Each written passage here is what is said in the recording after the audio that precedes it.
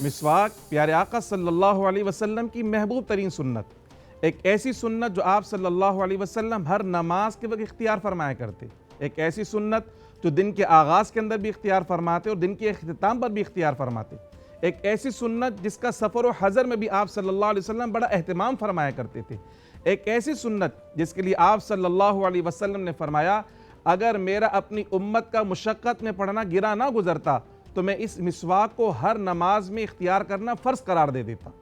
आज जदीद medical science ये कहती है कि हम जो खाना खाते हैं उसके बहुत बारीक ज़र्रात हमारे दांतों में रह जाते हैं, जो जरासीम का घर बनते हैं और मुख्तलिफ बीमारियों की वजह बन सकते हैं।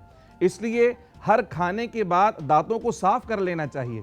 और जब हम प्यारे आका सल्लल्लाहु अलैहि वसल्लम की सुन्नत को देखते हैं तो आपकी सुन्नत के अंदर भी हमको ये अमल मिलता है कि हर खाने के बाद खिलाल करना चाहिए ताकि दांतों के अंदर जो ज़र्रात हैं खाने के वो निकल जाएं, और मिसवाक कर लेना चाहिए ताकि मुंह साफ़ हो जाए, दांत साफ़ हो जाए और बीमारियों की जो आमाजगा है उससे निजात मिल जाए। तो जब हम प्यारे आका की सुन्नत पर अमल करते हैं तो मेडिकल साइंस के तकाज़े भी पूरे हो जाते हैं, जिससे हमारी दुनिया भी हसीन हो जाती है और आखिरत भी हसीन हो जाती है। आप सल्लल्लाहु अलैहि वसल्लम की सुन्नतों की इत्तिबा में ही अल्लाह सुब्हानहू व तआला की रज़ा और अल्लाह की मोहब्बत शामिल है। आप भी हुजूर की सुन्नतों को अपनाइए और इसके जो समरात और बरक़ात आपको मिलें उससे हमें ज़रूर आगाह कीजिए। देखिए, दांत साफ़ करने का जो अमल है ये मेडिकल साइंस में जो है ये सफाई का अमल जो शुरू होता है वो दांत साफ़ करने से और हाथ साफ़ करने से होता है, और ये एक तहारत का हिस्सा भी है और हमारे नबी की सुन्नत भी है। दिन में 5 बार वज़ू करते हुए मिसवाक करना, इसके अलावा सुबह शाम मिसवाक करना, ये सुन्नत भी है जिसकी वजह से बहुत सारी ऐसी बीमारियाँ जिससे हम बच सकते हैं।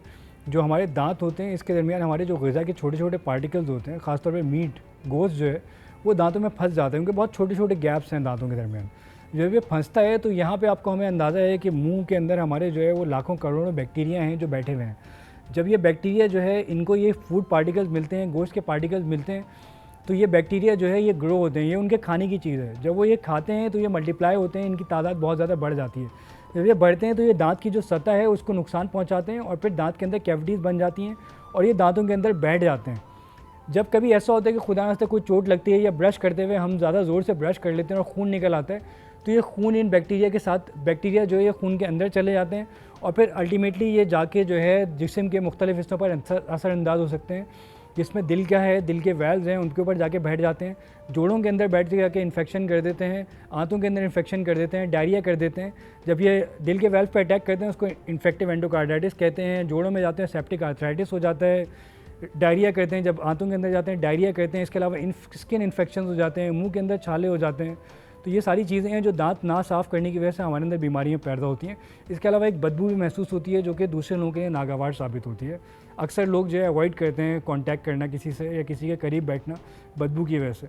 तो इसलिए दांत साफ़ करना बहुत ज़रूरी है। मिसवाक करें तो अच्छी बात है, वरना मेडिकल पॉइंट ऑफ व्यू से दिन में 2 दफ़ा दांत करना, ब्रश करना बहुत ज़रूरी है। एक सुबह नाश्ते से पहले, सुबह जब आप सो के उठें, और दूसरा रात को सोने से पहले। और ख़ास तौर पे जो मीठी चीज़ें हैं, जैसे हम सुन्नत के तौर पे हम मीठा ले लेते हैं खाने के बाद, मीठा जब भी हम खाएं उसके बाद कुल्ली करना या दांत साफ़ करना बहुत इंपॉर्टेंट है, क्योंकि मीठा जो है वो एक ऐसा मीडियम पीएच मीडियम प्रोड्यूस करता है दांतों के दरमियान की कैविटीज़ जो 5 साल में बननी है वो 1 साल में बन जाती हैं। बहुत तेज़ी से दांत डिस्ट्रॉय होते हैं और दांत हमारे लिए बहुत इंपॉर्टेंट हैं।